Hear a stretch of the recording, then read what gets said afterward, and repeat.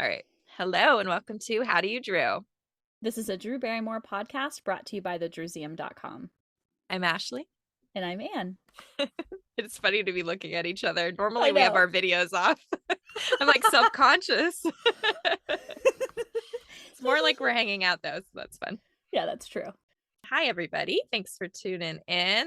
This is going to be a really fun episode we're jazzed about. Yep. Happy Drew's Day. Happy Drew's Day. Just to be clear, that's any day that you choose to listen to this. Hey, good point. It doesn't have to be Tuesday. But Any day you're listening to us is a great Drew's Day. That's right. I like it. Okay, so I got some oopsie daisies right at the top. The first one is just me being so silly. It's not like we had an entire segment of an episode where we talked about how to pronounce photographer Mark Seliger's name, right? No, not at all. And No. also, we haven't been saying it wrong for the last 25 years or anything. So that's how programmed I am, that when we did our last episode, I said it wrong again. And when I heard it back, I was just like, oh, Seliger. Seliger. Mark Seliger. Need to like photographer Mark Seliger. You're gonna have to start saying that. Photographer Mark Seliger. No, I think I'm just brainwashed or something. You just have to start saying it every night before you go to bed. Photographer Mark Seliger. Yeah, if we ever want him to come on the show, we got to put his name out in the universe correctly. So anyway, just wanted to point that out, that I messed it up again. But you didn't correct me, to be fair. I know. I didn't notice. No. No, I did not notice. Okay. Bigger correction. And this happened about 2 hours ago. Okay. So, our wonderful friend Brian, OG Grapevine Drewby, he messaged me. So remember in our last episode, I told you that I knew there was a talk show appearance where Drew talked about her tattoos. And I was like visualizing where she talks about the cherubs on her back. He sent it to me. I was wrong. It was not the May 95 Letterman like I was guessing. It's the April 94 Leno. So He sent me that clip. And I was like, this is what I was imagining. But she says in that interview that she had her butterfly already. Okay. And we thought it was the end of 94. So then I was like, is she telling the truth? So I went and dug around. So there are like no candidates from 94 where you can see her belly in any way up until December. You can see it poking out in one thing, but we already knew she had it by then anyway. So then I went to photo shoots, and which we've just been talking about this one, the Michael Muller Sky 1994. So that magazine was for July. In some of those photos, if you look really closely, you can see it. So she would have had it within a few months before that. Yeah. So April is probably was right. Was she telling the truth? Are you thinking like she was so like into thinking about it that she possibly could have thought she already had it? Or like, I don't know. It just like for a minute I was like, is she right?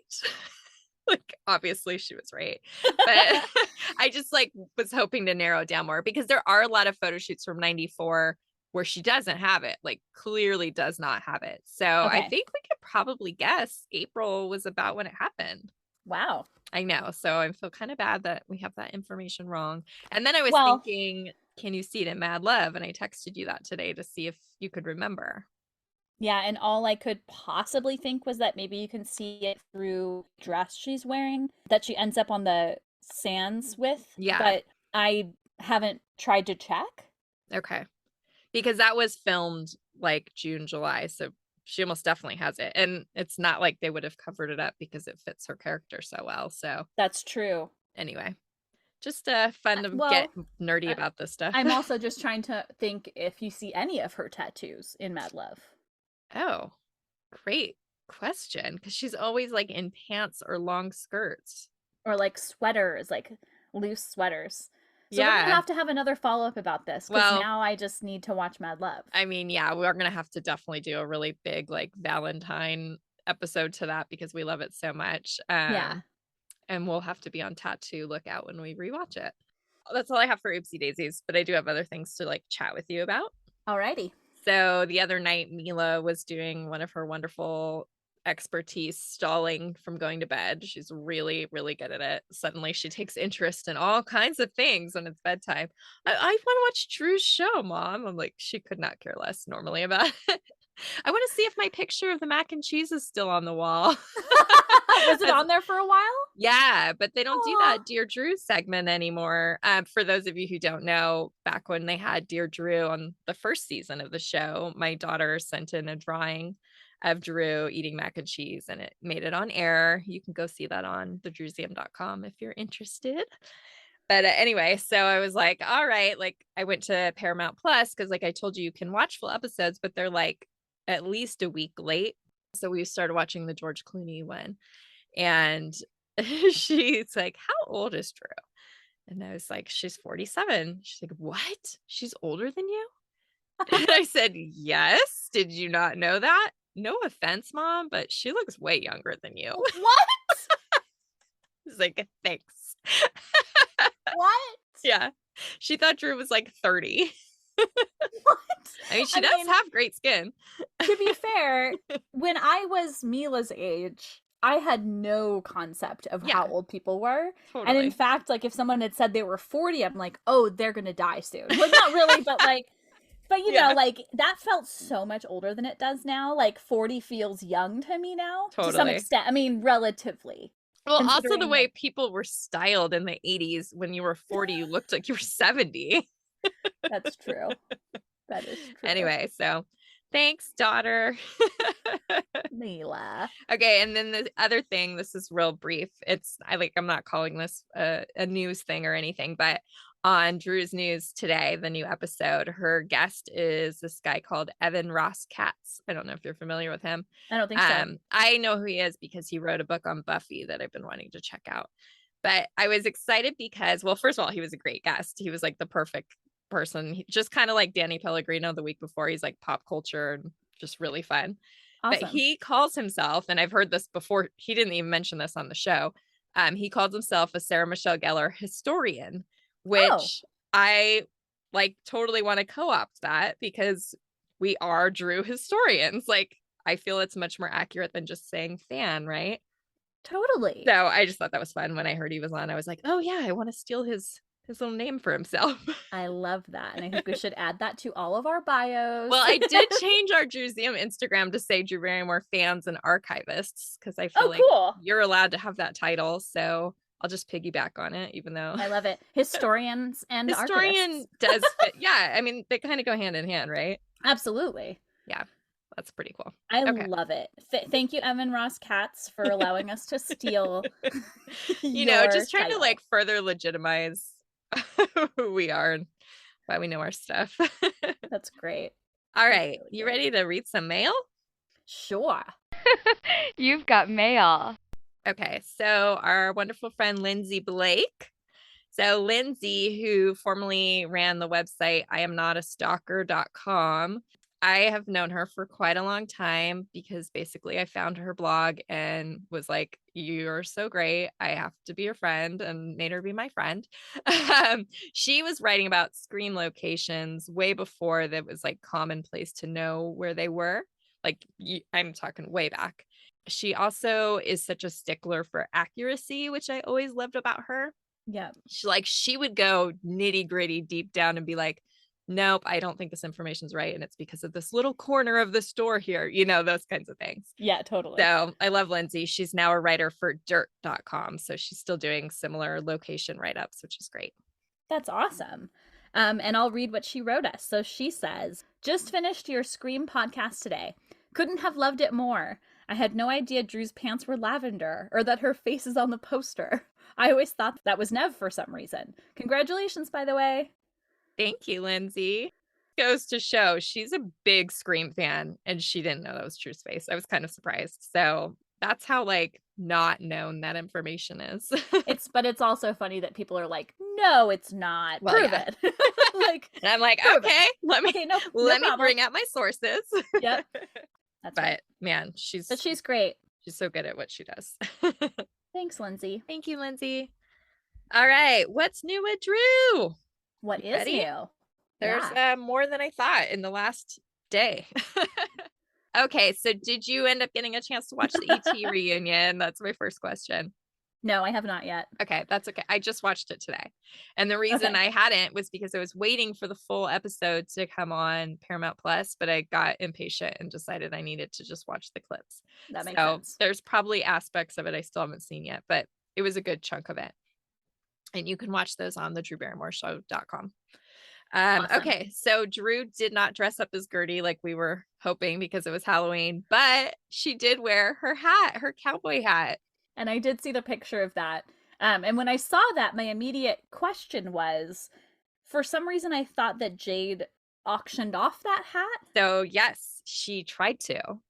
Back in, I think it was like December 1999, Jade put up a bunch of Drew's stuff for an auction, and it was like not well received because it just felt kind of slimy. I don't know if that's the right word. I believe it was supposed to be for charity, but it didn't sit well with the public. Yeah. But that was one of the items, and we actually have a great photo of the hat because of that. But it never sold. So I'm assuming she must have given it to Drew. I remember Drew saying she had it in Olive's nursery when she was a baby. Oh. Yeah. So, and I even like, skeptical me, I was like, better make sure it's the hat. So I was like doing comparisons and it looks perfect. So I'm sure they probably had more than one. We know how movie costumes work. I know. I had that thought as well, that there might have been a few of them on set and that the type of hat was also like a store-bought hat. Like there are lots of factors here, but immediately I was like, wait, how did she get it if Jade auctioned it? But I didn't recall that the auction was kind of pulled back. Yeah, maybe Jade kept one and Drew kept one. That's also possible. That is very possible. I wish one day we might find out, and we might have both in our Drewseum in the future. Oh, absolutely. Drew, just go ahead and give that to us. I wish that we had access to those auctions, pictures or something, because I do remember, and I think I might have a horrible picture of it, but there was like a Bad Girls script that Drew like kissed the front of with lipstick. I remember really liking that one. I do remember that. Yeah, it'd be cool to see that stuff again, but I've tried to find it and I haven't had any luck. Interesting. Yeah. But anyway, the ET reunion is really, really sweet and really cute. It's just so fun to see them all together. So cool. I'm looking forward to it out. It. Okay. This is more of a personal excitement, but Gwen Stefani was on the show this week. And I used to be a really big Gwen fan. It's definitely faded in the last like 5 years. It's like this nothing what it used to be, but I still nerded out about like seeing them together. Of course. I was hoping they would get into this and they just barely touched on it, but it was enough to make me happy because I was kind of thinking like Gwen could serve as a really good inspiration to Drew as far as like a second chance at love, like when you're no longer with the father of your kids. Totally. Yeah. So Gwen did start saying like basically when she got divorced that she was just like, okay, well, I'm just going to like get up the kids in the morning and do my work. And then I'll be with the kids at night and I'll go to bed and I'll never kiss anybody again. Yeah. That's the clip I saw where she said that. I was like, wow, this is like, sounds like Drew. And Drew got emotional when she was saying that. So that was cool. Like, I hope Drew took something away from that. Like there is hope. It could happen. You don't have to be alone. That little clip is that like then Gwen like does an impersonation of Blake. Of Blake. And she's like, hey. I'm Blake Shelton. Yeah. It's cute. And then the girl who got to have the makeover done, her name is Carolyn, and she's actually in a Facebook group I'm part of. So she posted a really cute picture of her in between the two of them. And I was just like, oh, that's so cool. But like while Gwen was doing her makeup, Drew was like, felt the need to do something. So she started like pulling the girl's hair back with butterfly clips and like putting them all in her hair. and she actually said like, oh, I love butterflies. Like she hasn't talked about butterflies in a really long time. So I thought that was kind of funny because of course we just talked about her love of butterflies. Yes, of course. Another thing I wanted to mention was that there was a stylist named Law Roach on the show on Drew's News, Drew's News on the Drew Barrymore Show, not the podcast. Yes. Just to clarify. And he brought up the My Boyfriend Is Out of Town tea. Which is like the second time that's come up in the last few months. All of a sudden. And I forgot to tell you that I saw a bunch of people who did that look for Halloween too. Like a lot. like at least 6 or 7 people. That's so random. Yeah, it was cool though. They all had like a fake butterfly on their belly, and they had like a bottle of champagne or like a blow up bottle of champagne. So that's pretty cute. Anyways, he asked her like, what do you remember about that look? Which is so funny because when that won our little like March Madness tournament, we were really hoping we could get like a quote from her on it. Yeah. So she just said that she decided at the last minute to wear leather pants and a t-shirt out of her closet. And that she was like, good times. That was good times. And then La Roche gave her a shirt because they were talking about graphic tees or like statement tees being a thing again. Yep. So he gave her a shirt that said, remove him like a stain. I think I saw another little clip of Drew's news where you could see them wearing that. Yeah. Because they were talking about Britney Spears wearing a shirt a long time ago that said dump him. Oh, so okay. This was like his like take on that he knew Drew would crack up at. And of course really she funny. Loved it. That's really funny. And then this just came out today, and it's so funny because I was thinking like, when is the holiday issue of Drew magazine going to come out? Like we should be right there, right? So she showed it on the show today, and it looks really cute. I sent you the cover. Yep, it looks really sweet. It's like all cozy looking. So she said that it was in Walmart today, so Friday, just for you guys to know when we recorded this. And then she said it will be in other stores next week. So when you guys are hearing this, could be out. We will be on the lookout and keep you posted. That's fun. Okay, one last thing. Do you know the actress Lake Bell? I do. Okay, so she was on the show today as well. And she, I guess, is a good friend of Cameron Diaz. So that's how she and Drew kind of know each other. And I don't know if we knew this at one point and I forgot, but Drew actually met Will at a party at Lake's house that Cameron brought her to. I did not know that. Yeah, it was I think I've always wondered how she met Will. So from what I recall, and hopefully I don't have to correct myself later, but I think they met and then some time went by. And then they met again and started dating. So I don't know if this was the initial meet or the meet that led to the dating. Okay, that sounds right. I think actually wasn't there like they might have even met and gone on a date. Yeah, and it like didn't go that well. And then they saw each other again and like, maybe now. So maybe this was the second, like the time. I'm curious. It was interesting because like, I don't know why it was such a big deal, but the couch that they like sat on when they were meeting, like Drew had a picture of it and everything shown.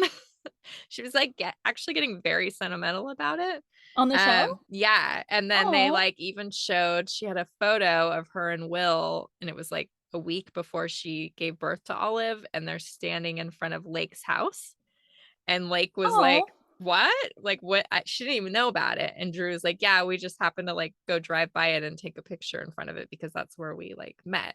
And she like started getting really emotional. Did they show it? Yeah, I'll share it with you. It's cute. Oh, but it's just interesting because I'm like, God, I don't think I could talk about any of my exes that way and get emotional. But that's really sweet. Yeah, and it's a cute picture. She was really like bearing some part of herself. That feels really personal. Yeah, I agree.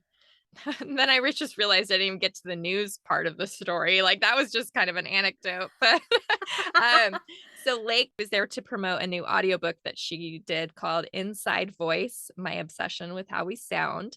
And they like barely even mentioned that Drew is involved with it. Like they basically just said like, oh, I worked with you on it.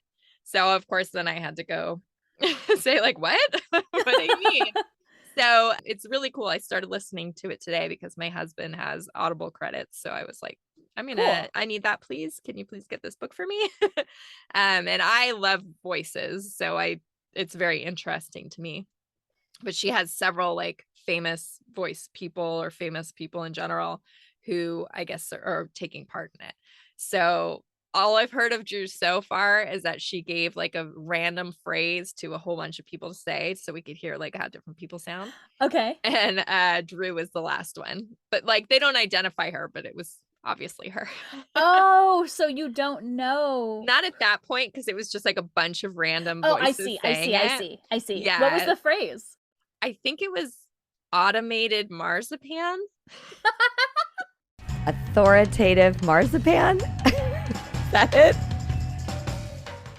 If not, oopsie daisies next week. Yeah, No, just exactly. kidding. Okay, these mistakes are purposeful so that we have at least something to talk about next week. Yeah, because we never have anything to talk about. We're usually just struggling to speak to each other. And I know like nothing about Drew, so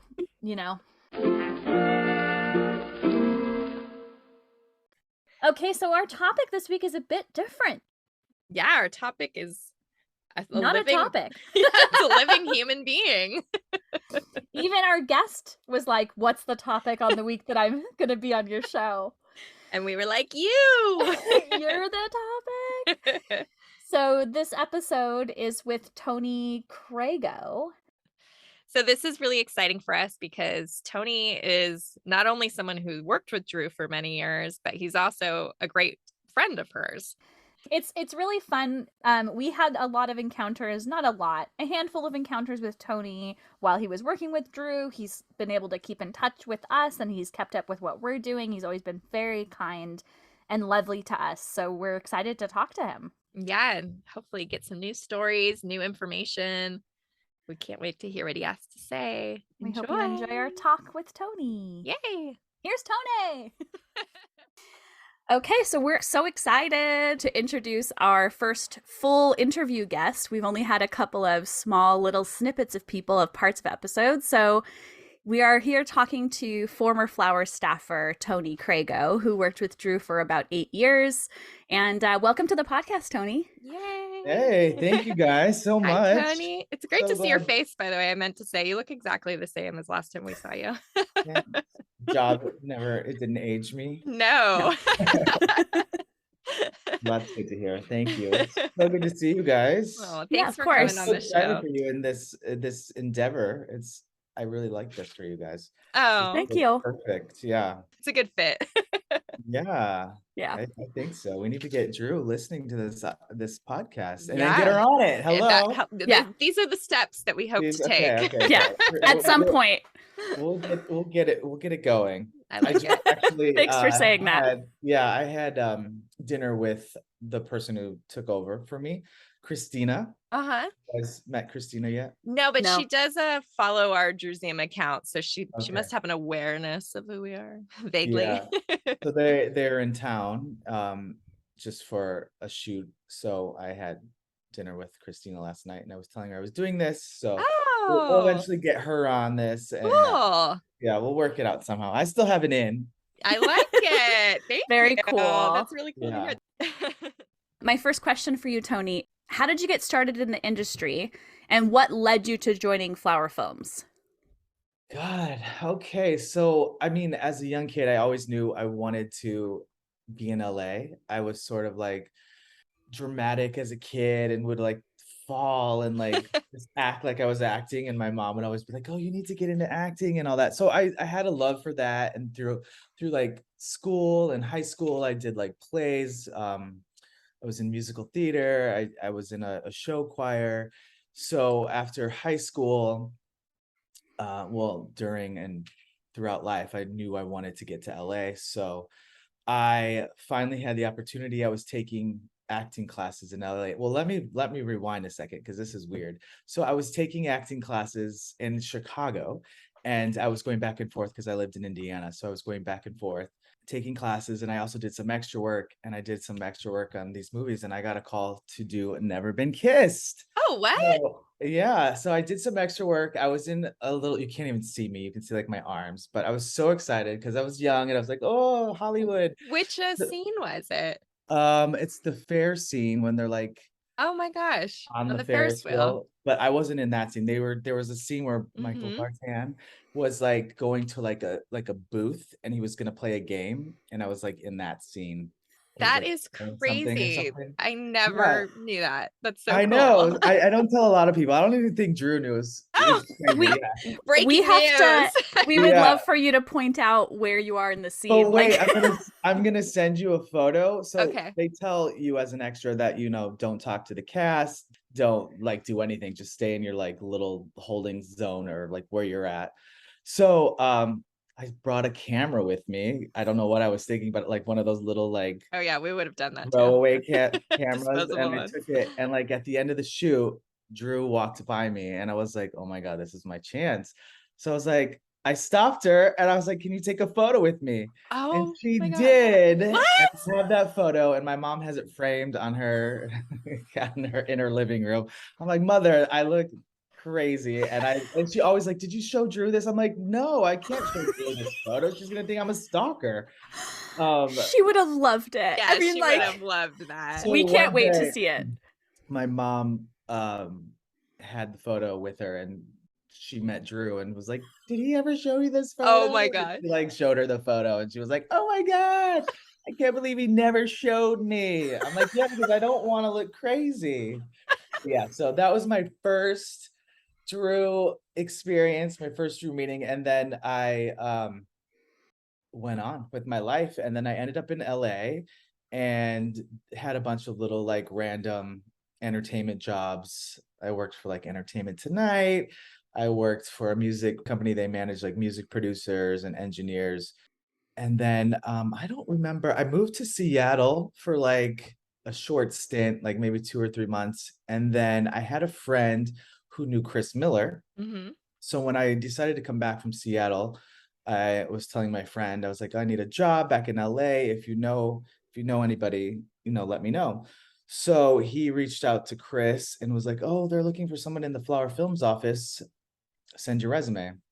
So I sent my resume, and then eventually I met with Chris, and that was it. I got into the office. I started off as like the receptionist, and then like receptionist office manager. And Drew was away filming Everybody Loves Whales, or whatever that movie was called. Big miracle. Big Miracle. I think it was Like meant to be Everybody Loves called. Reels. I think that might have been the first I think that name. was the title in the beginning, and then I they forgot changed about it that. to, Yeah, I yeah. think you're right. So she came back, and at that time she didn't have an assistant. And so I was in the office, and she met me, and then eventually she came and asked, and I'll never forget, she came and asked if I wanted to like be her assistant. She's like, "You can try it out. If you don't like it, you can go back. You can totally go back to what you were doing. Like, no pressure, no stress." She was just so kind, so like easygoing, and just like, "Let's give it a try." And so we tried it, and I had done assistant stuff before, but nothing to this extent. So I was like, "Well, I don't know what I'm doing, but I will definitely give it Make my all." it. Fake it till Yeah. you make it. That is amazing that she just kind of like plucked you out. Like, would Plucked you me out. consider maybe being an assistant to one of the biggest stars? I know, it's crazy. And I'm like, I have never done anything, but I just thought it was such a crazy. And I want to go back. When I was in Seattle, I was in a Rite Aid or something, and I saw her on the cover of a magazine, and I'll never forget it. In my mind, I was like, "Going to work for you someday." And so Oh. when I started working with her, it was just such a surreal moment, and just like how our paths weirdly crossed multiple times. So working with her was like, full circle. I love that stuff Yeah. so much. I love when it's like you can see the little like breadcrumbs through life bringing you Yeah, that's like somewhere. the one moment in my life that I could ever like. If I don't know what, I was so in tune at that time in my life that I visualized it, and I saw it, and it happened. It's really bizarre. I love that. That is so wonderful. And I love the whole story. And we've actually talked about the way that it feels like Drew kind of promotes within a lot, because we've known Chris Miller since he was just her assistant. Oh my God, So I the know. first time I met Chris was in 2001, and I recognized him from an show. What was the show, Ashley? It was like Hollywood Jobs, and there was a whole Like- segment on him being her assistant. Yeah, Yeah. and so I recognized him from that. So I was there for a book signing. I'm just going to tell this little story because it's kind of a funny thing to like have seen him climb to this Yeah. Chris Oh my Miller's a God, big deal that is now, so like working for huge. Jimmy Fallon. But like the first time I met him, I was at a book signing to meet Drew for Riding in Cars with Boys. Mhm. Yeah. Yeah. For a second I was like, is that the None right of us thing? know the names of the movies. Riding with Whales? Riding with Whales. Whales? Yeah, so I was there, and then I saw him walk by, and I was like, Chris? And he was so nice, just like, do I know you? And I was like, no, but I know you because I watched you on this show. And I was a little bit embarrassed. But he's like, oh, that's so nice. Like, thank you so much. And so then he was like very, very friendly to me. And every other time I met him after that, until he like really knew who we were, he's like, do I know you from somewhere? I'm like, no, but I've like kind of. He's like 10 other times. Yeah. But I mean, a few times he always thought it was from set. Like he always thought that he knew me from a set. And I was like, nope, it's not a set. Like I'm just a fan of Drew's. But now he totally knows who we are. Like he's the best. Yeah. I mean, thank God you did approach him that time, because I feel like it led us to a lot of great opportunities. I don't even know if we know Tony if that hadn't like initially. That's true. Yeah, because that kind of like started this sort of connection of us to Drew that always felt safe for us and for her. Like we never felt like we had to do anything shady to like get to meet her. No, truly, like we really just, we've been so lucky like because of sneaking a camera. We would have done that in those days. We would have absolutely done that. Like wrong. I was like, I got nothing to lose. They're gonna we would have come on. I think it was the last day anyways. I'm you're like, I'm done. Who cares? Yeah.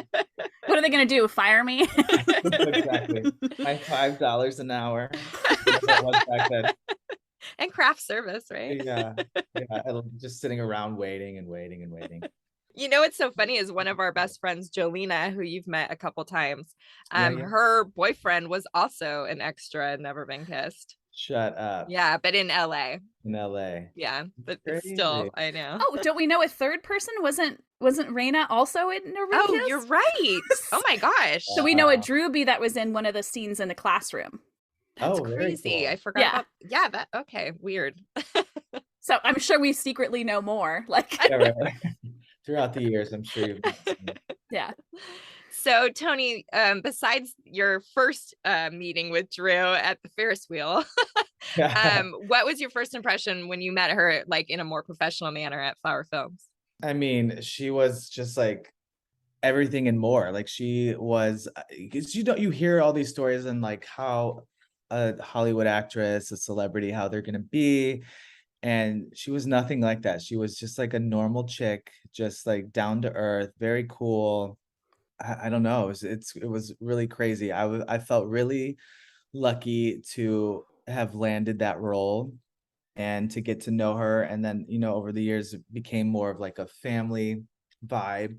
She just became like, like a sibling. She's always there for you. Like, anything you needed, she would do anything for me, vice versa. Like it just grew into something, more than just a work relationship. Yeah. Well, we always talk about how she like forms her own family through those kind of relationships. Yeah. That's really wonderful. And we love that anytime we've talked to somebody who's worked with Drew, it's like the same story. Like it's so consistent. Everyone feels like she's just listening to you, like truly listening to you, like she's there with you. She's just another human being. And I've met, actors and actresses who have not been so kind, and they, honestly, they don't need to be. Like the fact that she is just part of her charm. Like, and she meets so many people, and like even just like randoms, like on the street, she's just so kind to. When I'm like, you don't have to even talk to them. Like, what are you doing? She's like, that's her energy. That's just who she is. And she just is, anyone she comes in contact with, she blesses them with her presence. She's just a good soul, a good human. Yeah, just another reason we love her. Mm-hmm. So now we're wondering kind of about like the beginning of your times working at Flower Films, but kind of the first stuff you worked on. So was the Best Coast video for Our Deal the first Flower Films project that you worked on? I want to say so, yes. I think that was the one. That was a fun one. That was a fun video shoot to do. It was in downtown LA. Such a cool vibe. I loved it. It was really cool. I made a cameo in that one too. Oh, I don't remember what part it was. I was walking down the street. Yeah. Oh my gosh, I haven't watched it in a long time. I know, I haven't seen that in a long time either. As soon as you said it, I was like, wait, that's familiar. Yeah. We'll have to go pull a screen cap of you. Yeah, that was such a good time. She's always been into music, but she was really into music and seeing shows and getting to know bands. I loved it. it was, and I'm really big into music as well. So like people would come into our office, like music artists, and it was such a fun time. So getting to do that video, it was really cool. And to see her, like, I want to say that was probably one of the first things she's directed, right? Yeah, so So it was to the see, last thing I actually. know, I know. She I'm has like, done wait a minute. everything, first and last. So to see her in that zone was awesome. And she's just like, I don't know, she just has such a great eye, and she's so creative. I was trying to think, there was another thing she directed too, but I think it was a photo shoot for a magazine where it had Yes. like Mac Miller, Yeah, at her like, house. yeah, that was Yeah. another cool, a bunch of bands You were at that one like too. hanging out. Yeah, yeah, yeah. That Cool. was just a fun day of just like, just setting a party vibe and like her getting in there and shooting it.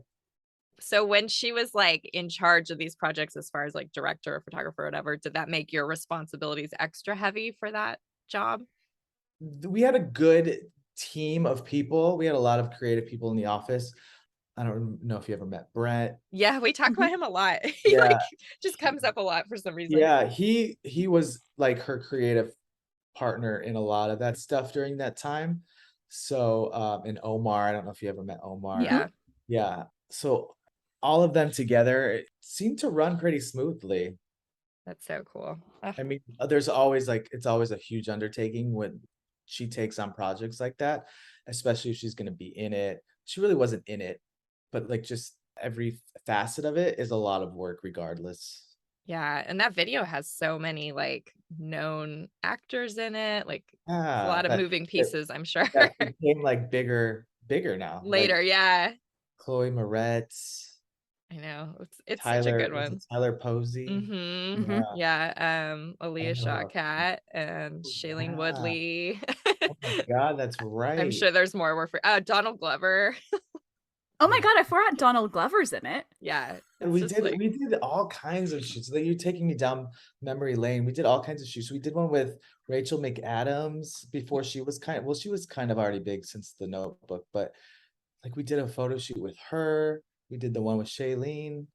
Like yeah. it was such a fun time because she was so creative, and we got to meet these great up and coming actors or artists and just being cool. For me, I loved being on set. Like I was just soaking it up. It was such a fun time. And I just, every day was different, which I love.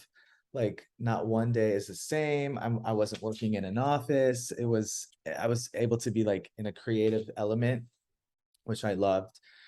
So yeah, it was such a good time.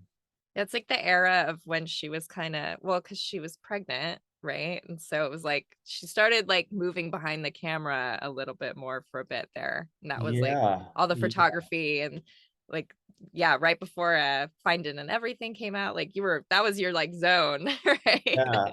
And then the first movie that I did, she just had Olive, and we went to South Africa and shot Blended. Yeah, Yeah. that must have been a Oh totally my God, amazing experience.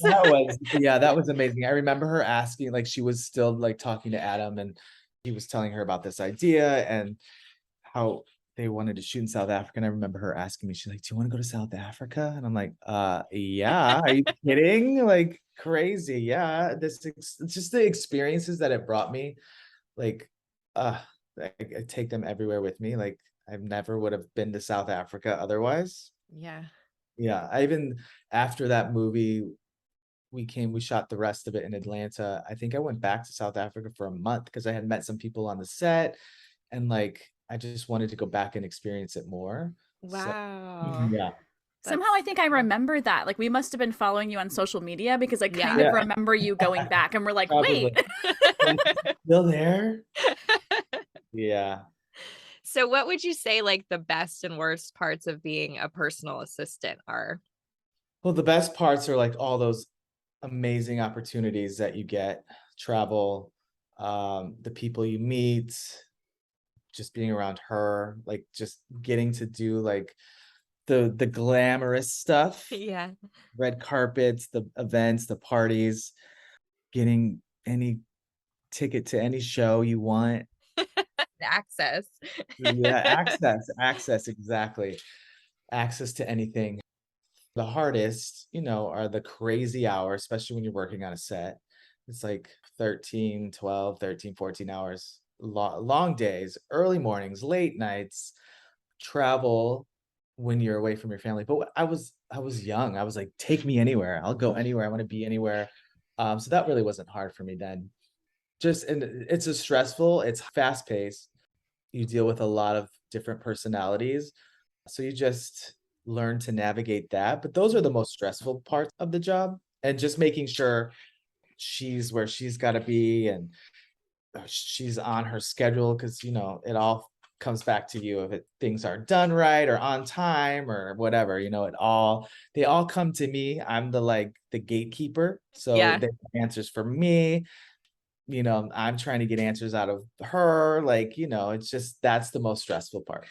You must be an incredibly organized person to be able to like have all those ducks in a row. I think over the years, I definitely have become more organized for sure. Yeah, having to be in charge of someone's calendar like that. Yeah. That's quite a bit. I mean, I can't even imagine what her calendar looks like. Yeah, those are the biggest things, is the calendar and making sure it's all on point. Yep. So you've been talking a little bit about some of the things you worked on with Drew and Flower. What was your favorite thing that you worked on while you were with Flower?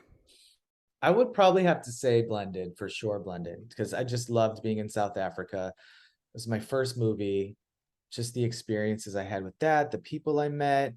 Yeah, I would definitely say Blended. And we've always heard that Adam Sandler crews are like a huge family. I love Adam so much. I wish I could always be on a movie set with him, because I've done other movies with other people, and his sets are the best, for sure, 100%. Like, It's no wonder that he just keeps the same people. yeah, yeah, it's great. How cool, the kid, he just brings all his friends and family with him to every set and uses them in the movies, and yeah. Love that. I So, always say, when people ask me a fun fact, I always say Adam Sandler taught me how to juggle, because oh my gosh. but I should say tried, because I did not pick it up. But when we were on the set, yeah, he would teach me how to juggle things, and I would try, and I never could get it, but I The use that as my lessons are fun fun. fact. Yeah, Yeah, that's a great like icebreaker. yeah. So as far as like doing a film set or photo shoot versus like an event, like we first met you at that Find It and Everything book signing, and I'm sure you went to lots of red carpets. What was kind of your preference? I would definitely say the events more. I mean, I loved making the movies, but again, being on set for so long, it's hard after a while. And the fun stuff is, when it's all done and you get to go to the premieres and to the parties, and, those types of things. So that would be the most fun, I would say. The glamorous part. Glamorous life. Okay, so the next thing we're wondering about, because we know that there was a transition from Los Angeles to New York while you're with Flower. So what was that like? Well, again, I was younger, so it was fun. I had a lot of fun in New York.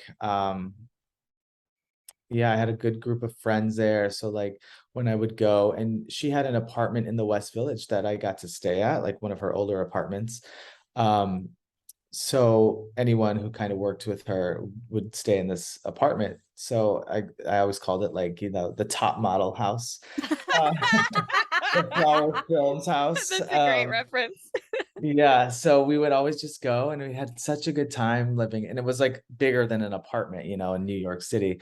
So it never felt like living in New York, because we had such a great apartment. But then as I got older, and there was a time where I still lived in LA, so I was able to go back and forth. So I was a couple weeks in New York, a week back home, or 2 weeks home, and whatever the case was. But yeah, after a while, New York began to be a lot. And then she moved there full time, because she still had a house in LA. And so she would go back and forth at times. And then when she fully moved to New York, I didn't want to move. And at that point, I was married, and I just couldn't. So I did it as long as I could. And then she got the talk show in 2020. and she needed me to be there full time. And that was just another, I was just like, I can't do it. I'm sorry. It was the hardest decision of my life because I loved working with her so much. I didn't want to leave her. It was like cutting off my arm. But I also am married. So I was like, my husband doesn't want to move back to New York. He lived there once upon a time. He's like, I don't want to live there again. We had 2 dogs. And then I was like, we're not going to have the model house anymore. We're going to have our own house. It's going to be a small apartment with 2 big dogs. So it just, I had to make the decision to move on. And that was tough, really tough. Oh, I mean, we've always wondered if it was hard for her too.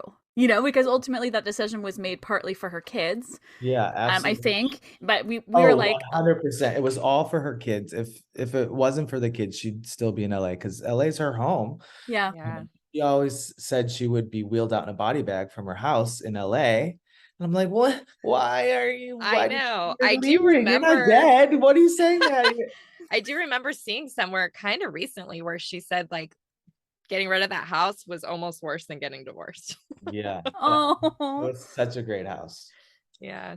Yeah. So it was definitely a hard decision for her, but she, her kids are her everything and first and foremost. So she made that decision for the kids, which is obviously respectable. Yeah. I know. How can you get mad about that? Yeah, exactly. So, okay, I want to ask you about something. I think your last project was The Stand-In, right? Yeah, The Stand-In. Okay, That so was my last project. that movie sort of has been like erased in a way. Like it feels like Drew goes out of her way to pretend it didn't happen. I was wondering if you had any insight into that. No, we shot that in New York. And did we shoot it in New Jersey too? I don't know. We shot some parts in the city and some parts outside of the city. It was winter. It was cold. That's all I remember. But yeah, no, it never really got a big release. I remember seeing it on Netflix for a while. I don't even know if it's still there, is it? Yeah, it is because I only just got around to watching it like a month Oh, ago. It was a little weird. it's a weird movie. I also Yeah. made a cameo in that one too. What?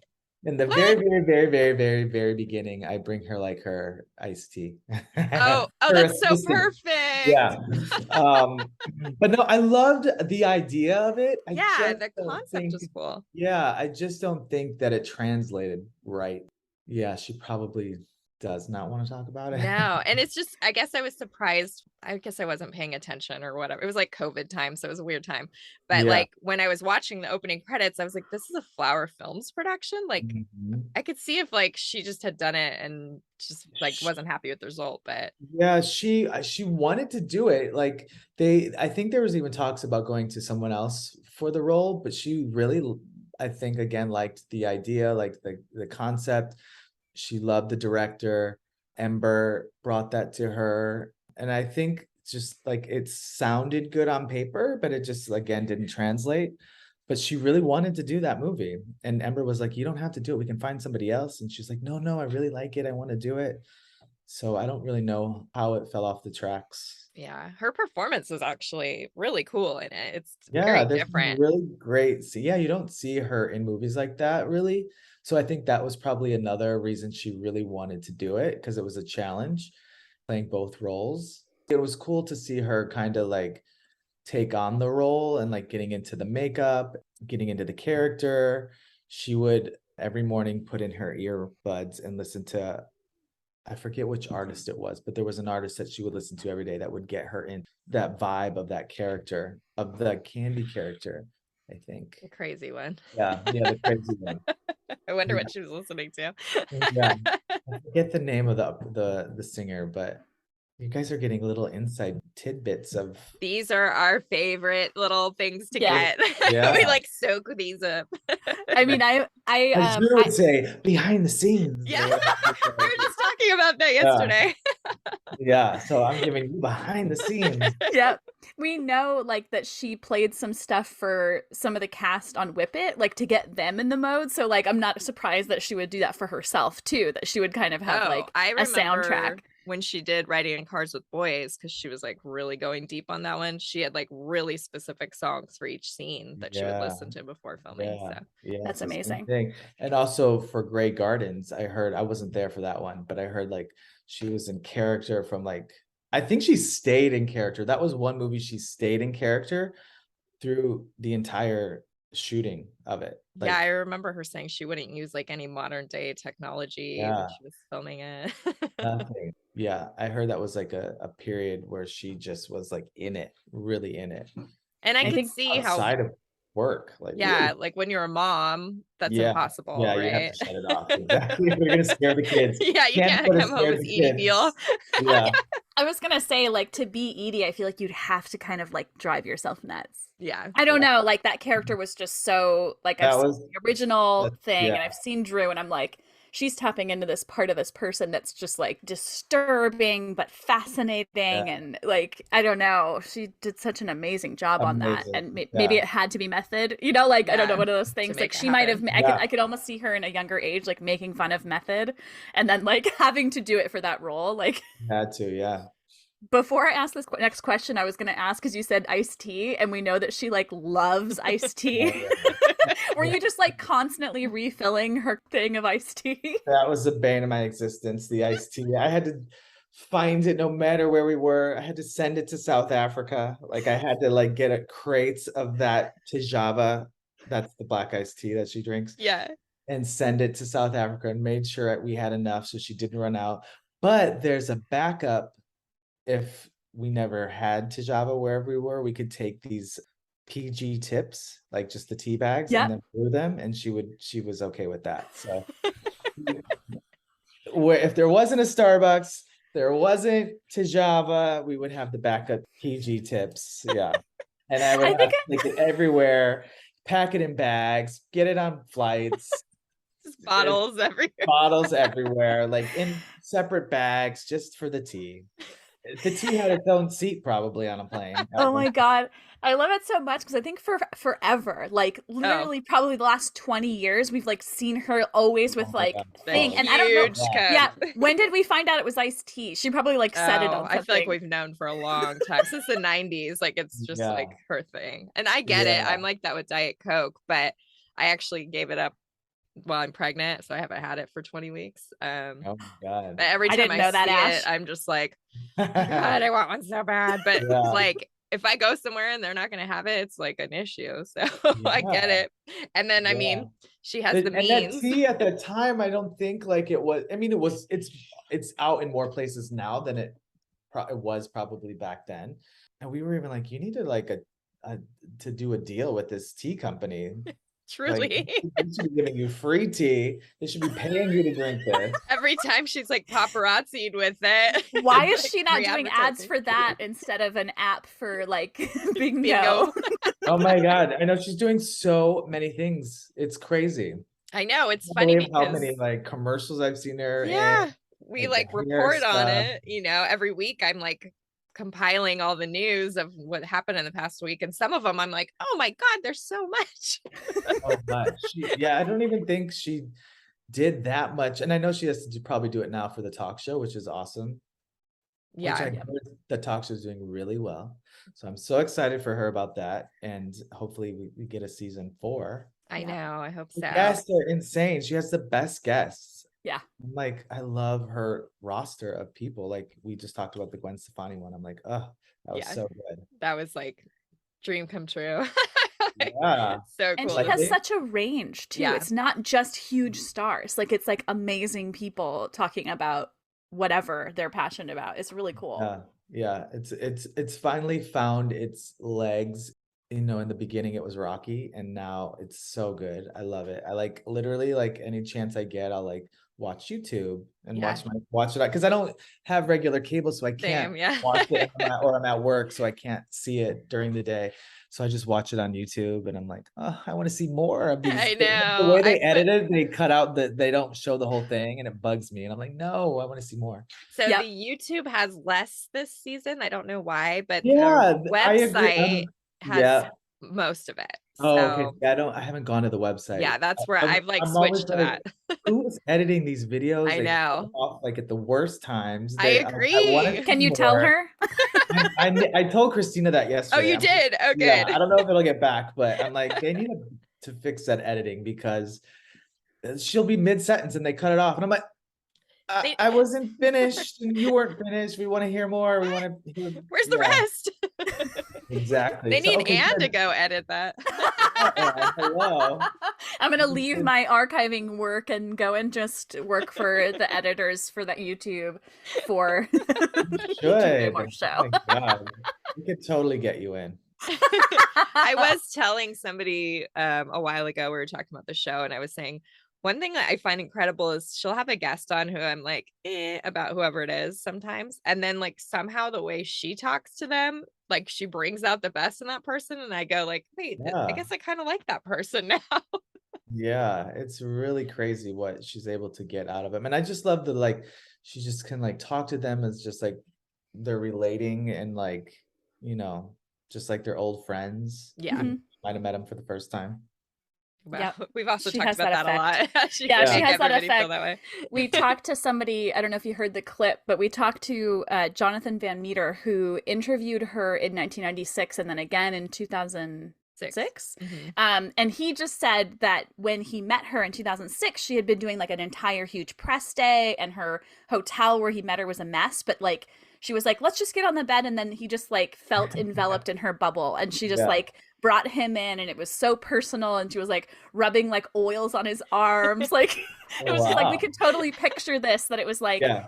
this experience of just like being brought in. Like he was Yeah. like, it was chaos. And then it was like, okay, now I'm here with you. Yeah, Like she that's- just, I was like, that sounds like her. That's how it is. Yeah, that's her. That is Yep. who she is.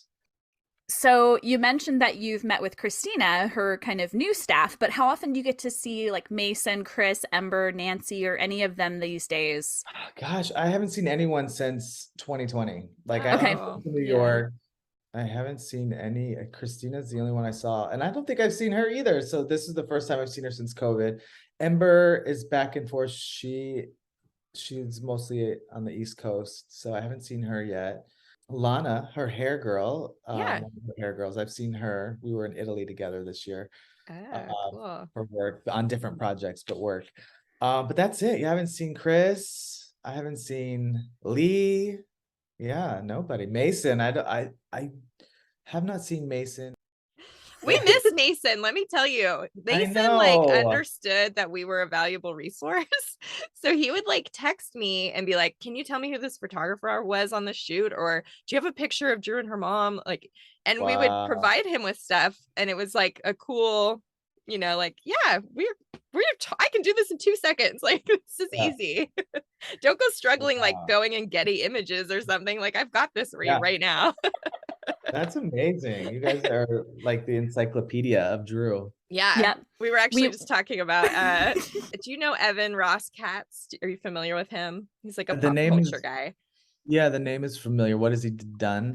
Well, I know him because he wrote a book on Buffy that I've been meaning to read. It's my favorite Okay. show. But he was on her Drew's News podcast this week. But he calls himself a Sarah Michelle Gellar historian. And I was like, that's what we got. We got to That's steal that us. title. We're the Yeah. Drew Barrymore historians. For a Yeah. while, we're like, are we the biographers? Like, what is? Because I remember there was like biographers on old shows that they would do like profiles. It'd be like, here's the biographer. And they We're were like- never like, you could always tell they were bullshitting. And I'd be like, oh my God, you're just like making this up. Like Maybe we you guys need to figure out something to like get your way in there to like work with her, Yeah. collaborate on something together. I think she kind of knows what we've got because she knows the Druseum. You know, she Mhm. knows the Druseum and what it is. But I don't think she fully understands like Mason did. Like, no, we actually kind of know your whole life. Yeah. Like almost little better than you do. Probably, yeah. I'm But sure like you not do. in a way, because we always kind of joke that she doesn't know how old she was when like she did anything. So Mhm. she'll And be you like, guys know. it was 30 years ago, and it was like, I don't know, And 10 years ago or something. Yeah, Like, yeah, she never gets a date or time correct. at all. but Yeah. we're like, you know what? That's okay. We got it. We got it. Yeah. Yeah, it's just a weird skill. It's like, and I'm walking around with all this information that has no use in life. Like we might as well do a podcast where we can at least talk about it and somebody might enjoy it. Yep. Absolutely. We'll get it down. Absolutely. So what is life looking like for you currently? So I have taken on a new role with another person. I now work with Charlize Theron. Oh, no wonder your That's name. why your thing says Charlize. Yeah, she used my computer, my Zoom one, so I had to put her name in it. So yeah, that's where I'm at now. And I actually, my first time meeting Charlize was with Drew. We Oh. went to so actually I'll back up. On the stand-in, we worked with a makeup artist, like a special effects makeup artist named Vivian, and she worked with Charlize on a movie, the one where she played Megyn Kelly. And then Vivian wanted me to meet Charlize's assistant, Matt, at the time. So she connected me and Matt, and then he and I stayed in contact, and we were going to meet up. I was in New York at the time shooting, and he's like, "Yeah, when you're in LA, let's hang out, let's meet up." So he actually then invited Drew and myself to one of her events for her charity, CTAOP. So Drew also shares a couple other people in her world. So we ended up going to that event and met Matt for the first time, and then met Charlize. So never thought anything of it, right? And so at that time, that was probably like the end of 2019. And then 2020 came, pandemic hit. I was living in Vegas at the time. Couldn't find a job to save my life. I was looking all over, which for a while was fine because like I have been working nonstop, go. Never home. I was never home longer than like the 2 weeks. So to be home during the pandemic, like I soaked it up. I was loving every second of it because I got to be home with my family and just be home. Yeah, there were some positive aspects. Yeah, there were that. positive things with it for sure. I mean, I actually was one of the first people to get COVID. Oh. I had it in March of 2020. So Wow. I left Drew on March like 13th, and I came home back to Vegas, and then the next day I had COVID. I remember going to the grocery store, like there was huge lines, like food was running out. I really didn't know what was happening. Yeah. And then the next day I started getting sick, and I'm like, oh my God, I think I have it. So I had the original COVID. Oh my God. You like The got it on OG the COVID. plane back to Vegas. Yeah, COVID so, OG. so after I got through that, it was 2 weeks. After I got through those 2 weeks, yeah, I just enjoyed being home. And then cut to like a year later, and I'm still like, I can't find a job that I like or want to do. What am I gonna do? So me and my husband decided to move back to LA. And long story short, I started working with Charlize. But no, I had signed up with a job agency, and they sent me a job, and it's a job agency that does a lot of like placement for assistants and stuff like that. So they sent me this job, and I was like, yeah, I'm interested. What is it? And so they came back, and they're like, oh, it's for Charlize Theron. I'm like, no way. I'm like, I know her assistant. So he ended up getting my resume, and Perfect. that's how it happened. The rest is history. You know, it's so funny when you said her name. I remember that gentleman who we told you about, who did the articles about Drew in '96. He said that the only other time he's had a level of intimacy with an interview subject besides Drew, like putting oil on his arms, was the first time he interviewed Charlize. She said, let's go get a couples massage. Oh, wow. Weird. So it's funny, like connections. Yeah. That's right. I forgot about that, Ashley. Yeah. But we were like, oh, cool. He was like, oh, we're really like doing this? Like That's so funny. Yeah. Yeah. So I have been with her since March. And then we went to London and shot Fast and the Furious 10. She had a little cameo in that.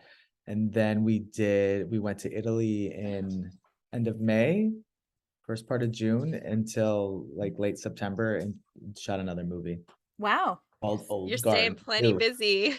Yeah. So now I'm back in LA and just enjoying the time off from a movie set, which is nice. It's nice. Get Cool. to be And home and Home with your hubby. yeah, exactly.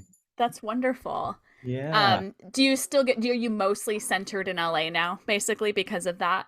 Yeah. Yeah, that's great. exactly. That's great. Do you want us to like send people your way? Like, where should people find you? Is there anything you want to promote? And just send them to my Instagram, though I'm not very active on it anymore. I need to get more active on it. Once in a while, I'll get a bug up my butt and I'll start posting things, but then I stop and I fall off. So that's the only thing I have to promote. I have nothing else to promote. It's just is it at Tony the Tiger Crago? Tony the Tiger Crago. Okay. Did Drew give you that nickname? Yeah, she did actually. That's why Oh. it stuck. Yeah, she would call me Tiger. So that was my favorite thing. I loved that nickname and like hearing it, like she would just scream it like across the studio and I'd know it's for me. So I'd come running with tea and all. Bottles shaking. Yeah, so the name then everyone started calling me Tiger, so it just sort of stuck. And Oh. now no one really calls me Tiger except for everyone in her camp. That's it. Oh, Well, we'll call you that. Tiger. Thanks. I like it. I should have in the intro said Tony the Tiger Crago. Right? Are you But anyways, that's what I'm doing now, and I'm so grateful that I was able to find another good one. So Yeah, that sounds awesome. We're great. so happy for you. Yeah. I mean, we have a favorite, but I know. Charlize is really cool too. Yeah. I mean, if Drew didn't live in New York, I'm sure I still would have been working with her. Yeah. Yeah. I know. You guys really did seem like from the outside, like a family unit. Yeah. I would have taken Chris's role. Yeah, totally. Oh my Right? God. You really could have been. And then you would have made sure all the YouTubes were edited correctly. Exactly. Oh my God. Who do we got to speak to? You're like, the fans are asking.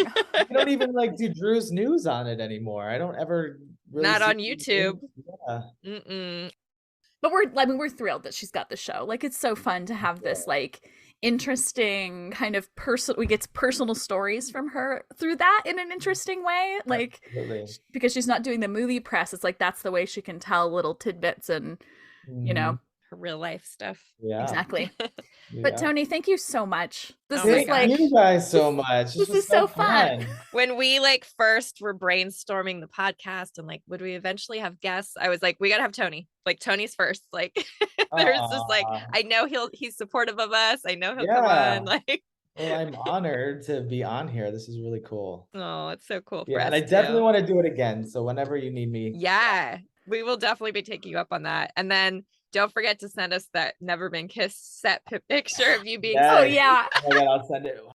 Well, thank you so much. Guys, and good So luck cool. with this. It's gonna be great. Thank you. I love it. Oh, Keep doing it. Don't stop. No, even if that 1 week you're like, I'm in an airplane, just keep doing it. I like that. Yeah, good motivation. Making it work always. Yeah. Bye. Bye, Tony.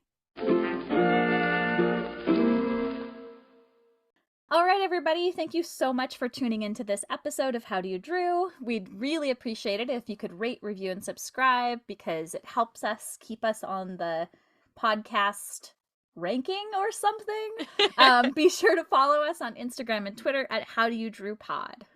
And then send us some listener mail to howdoyoudrewpod@gmail.com. We want your stories about Drew. We want your input on the podcast. We want to know if you're sick of us correcting everything and being know-it-alls. Like any and feedback. We won't change the way we are. We just want to hear what you think. We just want to have some content to read in our You've Got Mail segment. So send us whatever you got. And then, guys, we will see you next Tuesday. Thank you.